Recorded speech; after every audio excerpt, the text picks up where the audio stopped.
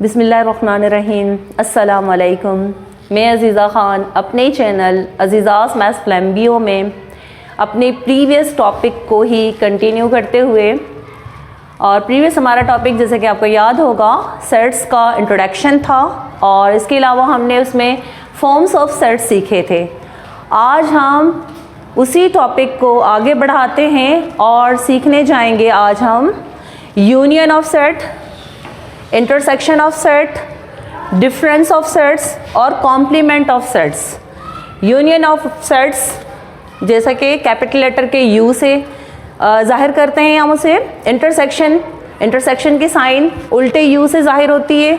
Difference निकालना यानी minus करना, माइनस की साइन होती है। कॉम्प्लीमेंट के लिए कॉमा यूज़ कर रहे होते हैं, अगर ए कॉम्प्लीमेंट है तो ए के ऊपर कॉमा आएगा। इन तमाम टॉपिक का हमने क्या बनाना है आज, वेन डायग्राम भी बनानी है और सीखनी है। तो सबसे पहले हम स्टार्ट लेते हैं यूनियन ऑफ सेट को। जैसे कि मैंने अभी बताया कि यूनियन ऑफ सेट अगर हम मालूम करने जा रहे हैं किसी सेट का यूनियन, तो उसके लिए कैपिटल लेटर यू को यू से शो करते हैं। अच्छा, यहाँ पे जो क्वेश्चन लिखा हुआ है उसमें भी एक यू नज़र आ रहा है, लेकिन दोनों में फ़र्क है। ये नॉर्मल जो यू हम यूज़ कर रहे होते हैं कैपिटल लेटर का, लेकिन इसमें थोड़ा सा यहाँ से आपको फ़र्क नज़र आ रहा है। ये कहलाता है यूनिवर्सल सेट। यूनिवर्सल सेट जिसमें मेरे पास है A B C D E F G H I, ये एलिमेंट्स आ गए। और एक सेट आपको नज़र आ रहा है ए के एलिमेंट्स है हमारे पास ए बी सी और डी ई। बी के हमारे पास एलिमेंट्स आ गए सी डी ई एफ। इस वक्त हमने मालूम करना है ए और बी का यूनियन। तो हम जा रहे हैं मालूम करने कि ए यूनियन बी हमारे पास क्या आएगा। ए यूनियन बी का तरीक़ेकार ये है कि सेट ए और सेट बी, इसके जितने भी एलिमेंट्स हैं उन तमाम एलिमेंट्स को ऑर्डर के साथ, एक तरतीब के साथ हम ए यूनियन बी सेट में लिखें। कैसे लिखेंगे, हमारे पास मौजूद है ए बी सी, अब सी बी में भी मौजूद है। यहाँ पे हमने एक ही दफ़ा लिखना है, यानी ये दो नहीं उठाने, हमने एक ही दफ़ा लिखना है। इसके बाद डी को भी देख रहे हैं, दोनों में मौजूद है। इसके बाद ई को भी देख रहे हैं, और एफ हम उठाएंगे बी सेट से। इस तरह ए यूनियन बी एक नया सेट बन गया। ए और बी का यूनियन यानी दोनों सेटों को मिलाकर लिखना कहलाता है ए यूनियन बी। अब हम इसका बनाएंगे क्या, वेन डायग्राम। वेन डायग्राम के लिए सबसे पहले हमें रेक्टेंगल बनाना होगा। ये रेक्टेंगल कौन सा एरिया कहलाता है, यूनिवर्सल। यूनिवर्सल ये पूरा एरिया हमारे पास है यूनिवर्सल का। इसमें हमने क्या करना है, ए और बी दो उठाने हैं। वेन डायग्राम जैसे मैं ए ले रही हूँ इस वक्त, और ए के सारे एलिमेंट्स हमें पता हैं। ए में कौन कौन से एलिमेंट्स हैं, ए बी सी डी और ई, यही वाले एलिमेंट्स नज़र आ रहे हैं हमें। मतलब ये हमारे पास क्या है इस वक्त, ये हमारे पास ए मौजूद है, ए बी सी डी और ई। इसके बाद हम देख रहे हैं बी को।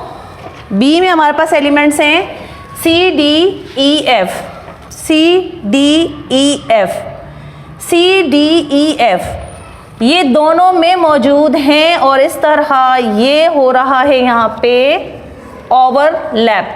ओवरलैपिंग सेट भी कहेंगे हम, यहाँ पे इसको ओवरलैपिंग सेट भी कह सकते हैं। ये हमारे पास हो गया बी का सेट। और अब हमारे पास अगर हम गौर कर रहे हैं ए यूनियन बी के एलिमेंट्स अगर हम गौर कर रहे हैं तो ए बी सी डी ई और F, A B C D E और एफ। लेकिन जब तक हम इसकी शेडिंग नहीं करेंगे तब तक हम इसको ए यूनियन बी का यूनियन सेट नहीं कह सकते। मतलब ये पूरा एरिया ही कवर हो रहा है यूनिवर्सल के अंदर वेन डायग्राम का, तो हमने क्या करना होगा, इसको शेड कर देना होगा। ये पूरा एरिया शेड कर देंगे।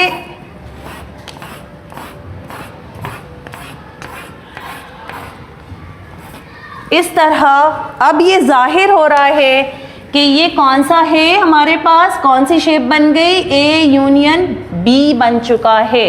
हम बग़ैर इस सेट के भी इसको बआसानी पहचान सकते हैं कि इस वक्त ए यूनियन बी के एलिमेंट्स कौन कौन से हैं, वो हमें वेन डायग्राम में नज़र आ रहे हैं। अब हम आ रहे हैं इंटरसेक्शन की तरफ कि दो सेटों में इंटरसेक्शन हम कैसे कंप्यूट करेंगे। ए सेट हमारे पास वही है, वही एलिमेंट्स हैं, बी सेट भी वैसे ही है। तो पहले इसको चेक करते हैं कि ए और बी का इंटरसेक्शन हमारे पास क्या आता है, उसके बाद हम इसको वेन डायग्राम की शक्ल में भी देखेंगे। तो सबसे पहले हम चेक कर रहे हैं कि ए इंटरसेक्शन बी, इन दोनों सेटों में से इंटरसेक्शन क्या निकल के आ रहा है। ए इंटरसेक्शन आप जानते हैं, अभी थोड़ी देर पहले बताया था, उल्टा यू, ये इसका सिंबल होता है। A intersection B, A intersection B में करना क्या होता है, एक जैसे एलिमेंट्स को लेना होता है। सी और डी दोनों में है और ई, दोनों सेट्स में हमारे पास तीन ऐसे एलिमेंट्स हैं जो सेम हैं। सी भी दोनों में मौजूद है, डी भी दोनों में मौजूद है और ई भी दोनों में मौजूद है। सी, डी और इसके अलावा ई, ये दोनों सेटों में मौजूद है।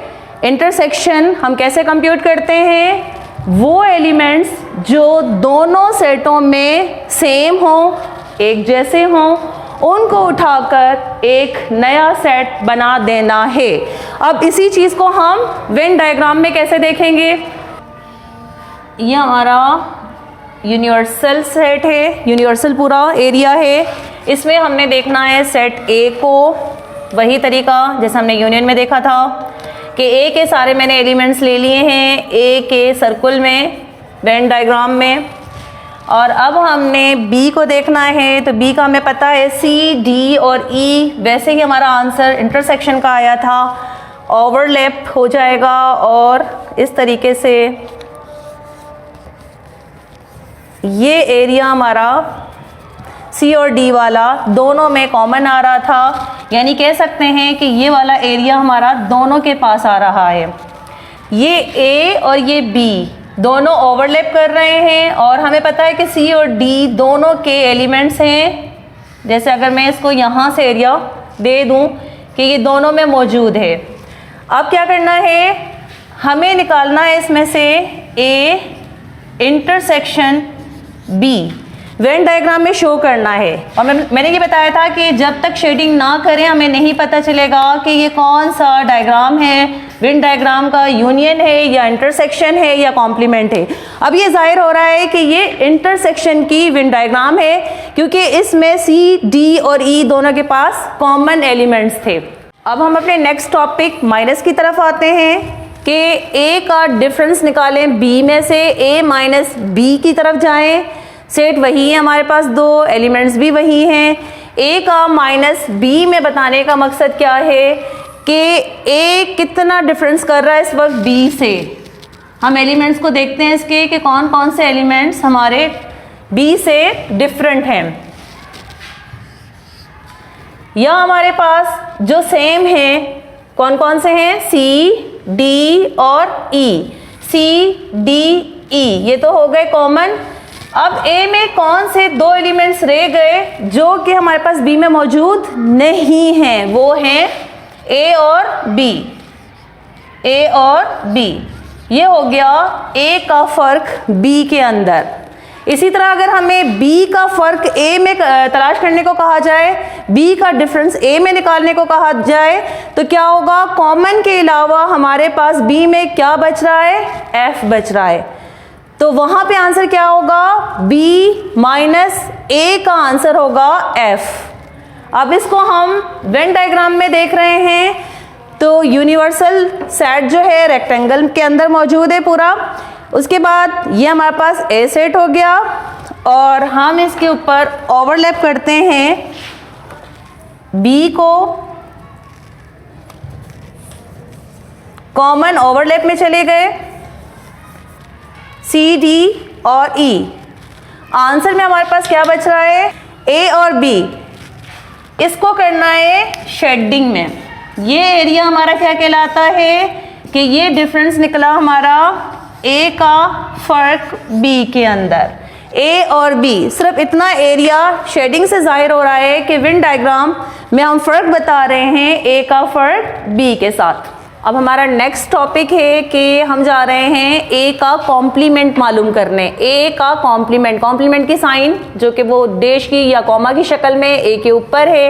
ए का कॉम्प्लीमेंट कैसे मालूम करेंगे? उसके लिए हमें यूनिवर्सल सेट चाहिए होता है, और अगर ए का कॉम्प्लीमेंट चाहिए तो ए सेट चाहिए, बी का चाहिए होगा तो यूनिवर्सल के साथ हमें बी का सेट चाहिए होगा।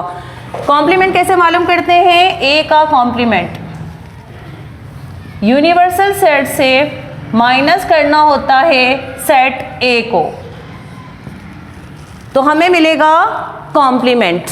यूनिवर्सल से माइनस करना है ए कॉम्प्लीमेंट। अगर हम यूनिवर्सल से माइनस कर रहे हैं तो कैंसिल हो जाएगा ए, बी, सी, डी, ई। क्या रह जाएगा यूनिवर्सल में? एलिमेंट्स रह जाएंगे एफ, जी, एच और आई।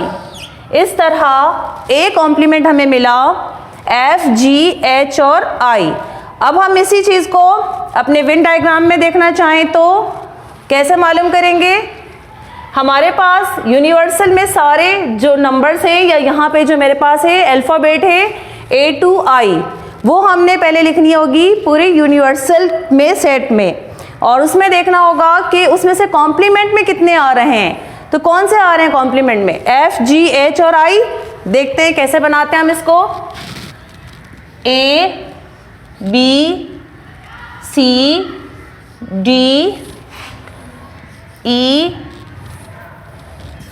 एफ, जी, एच, आई। हमने यहाँ पे तमाम एलिमेंट्स को सेट करके देखा, ए, B, C, D, E, F, G, H और आई। यहाँ पे जो ए सेट के अंदर मौजूद है, ए की डायग्राम के अंदर मौजूद है, वो हमारा ए कॉम्प्लीमेंट है। तो अब हमने कॉम्प्लीमेंट कैसे दिखाना है? हम इस एरिया को शेडिंग दे देंगे सवाए सर्कल के। इस तरह ये पता चल रहा है कि ये ए कॉम्प्लीमेंट है। तो ये था हमारा आज का टॉपिक। उम्मीद है टॉपिक समझ आ चुका होगा, जिसमें हमने बहुत सारे टॉपिक्स को कवर किया, यूनियन, इंटरसेक्शन, कॉम्प्लीमेंट, और साथ में ए सेट को बी सेट से माइनस करना सीखा, और साथ ही साथ हमने वेन डायग्राम को भी देखा। इसके साथ ही जैसा कि आप सब जानते हैं कि कोविड की एक और लहर पूरी दुनिया को दोबारा मुतासिर कर रही है, और इस हवाले से ज़्यादा से ज़्यादा अपने आप को बचाएं, अपनी हिफाजत करें, मास्क का ज़्यादा से ज़्यादा इस्तेमाल करें, बाहर जाने से ज़्यादा परहेज़ करें, अपने लोगों का ख्याल रखें और अपनी स्टडी पे ज़्यादा फोकस करें। वो स्टूडेंट और तमाम लोग जानते हैं कि पूरे पाकिस्तान में विंटर वेकेशंस के साथ साथ कोविड के हवाले से भी छुट्टियां हो चुकी हैं, तो होमवर्क में जो भी डिफ़िकल्टीज़ मैथ में हो रही है, तो हम आपके लिए अपने चैनल अज़ीज़ास मैथ्स फ्लैम्बियो में हर वक्त हाजिर हैं। कोई भी मसला हो, कोई टॉपिक समझना हो, हमें कमेंट्स में ज़रूर बताएं। हम इंशाअल्लाह उस पर वीडियो बनाकर आपको इस हवाले से जो भी आपकी डिफ़िकल्टीज़ होंगी उसका साथ देंगे, उस डिफ़िकल्टीज़ को दूर करेंगे। उम्मीद है कि आप सब अपना बहुत सारा ख्याल रखेंगे। इसके साथ ही मुझे दीजिए इजाज़त। अल्लाह हाफ़िज़।